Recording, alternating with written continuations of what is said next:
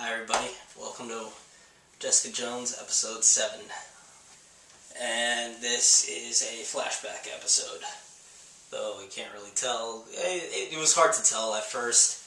But yeah, this is a flashback episode. Basically, it's Jessica's mother, which, yeah, it seems to be the case, explaining to Jessica what happened in the past. Mainly, it's just that the first time she woke up, she was super scarred, and that meat-face Toxic Avenger guy that I thought was the killer, which is the killer, but it was actually her, because in the beginning she just had no skin and was like completely burnt up. Then later they started healing her more, but she was in a coma for another like 5 years, and yeah, she has a temper issue, and that is definitely the thing. And so she wanted to see Jessica, and at the same time we're seeing what Jessica and Trish are doing at this time, where Trish is now, she got rid of her childhood role of Patsy and has now become Britney Spears. And is doing like club songs and getting high and doing drugs and all that. Whereas Jess was working in college, and then after one time drops out and hangs out and starts shacking up with a bartender who wants to open up his own bar, Club Alias. And then it seems like he got money from some gang members, and they come to collect because he hasn't opened up the bar yet, and Jessica just strong arms them out of the place, and the guys leave. Then the next day, the mother breaks out of her out of the clinic that she's in, the IGH lab, kills the nurse that happened that was explained there before, yeah. Yeah. And cripples Inez, the IGH person they found, and then finds Jessica, and then sees the boyfriend get pulled out with the gang members from before, and hears him agree to loan Jessica to the gang members for some crimes in exchange for like getting backing off on the money and getting a quarter of the profits. Basically extorting her. Not extorting her, it's whoring her out. That is the term that the mother uses, as well as like basically just pimping her out for money. And mother gets upset and kills Sterling. And Jessica then runs out, sees the body, and then reconnects and then goes back to looking for Trish for help. And then basically then the thing ends with like Trish agreeing to go to rehab and go back to her mother, and Jess like figuring out what she's gonna do. And then it comes back to the present, where the mother asks her to forgive her, and Jess says no, punches her in the face, and then gets sedated by the doctor.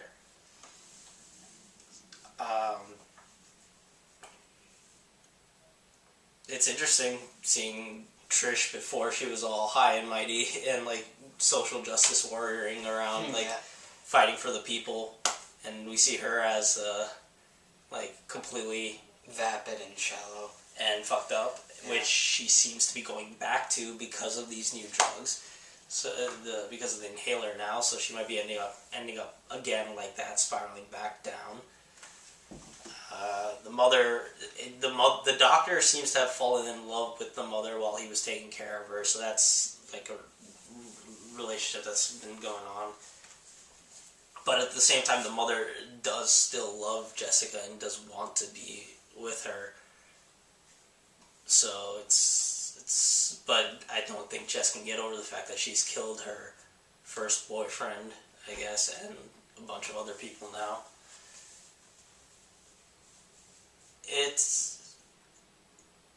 This seems like a similar thing that happened in the first season, where it's like going back to playing house, because there was a little digression back in the first season where Kilgrave basically just bought Jessica's old house and then had just like played pretend family with her for like 2 episodes.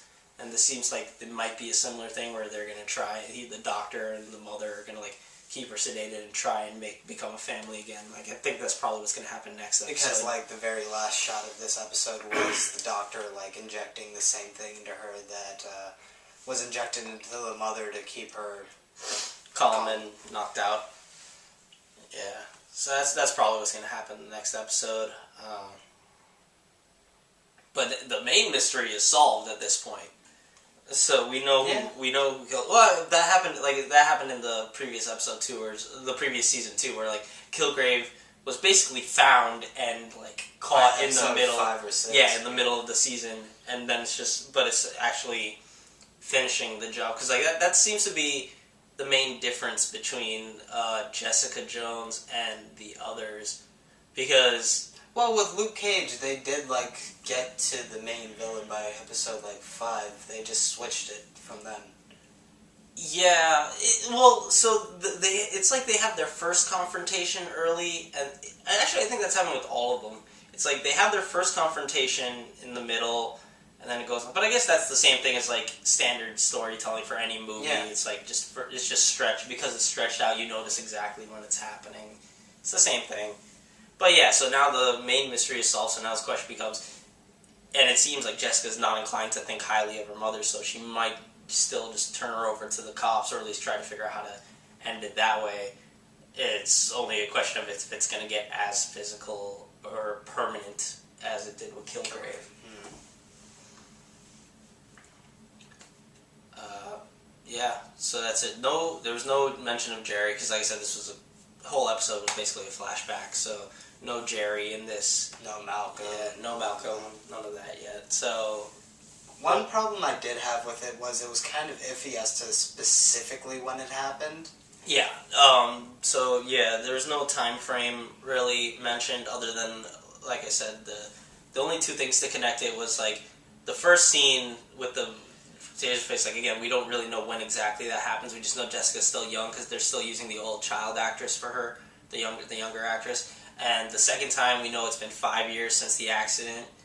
And the third time we meet up with her is just that's when she kills Luann.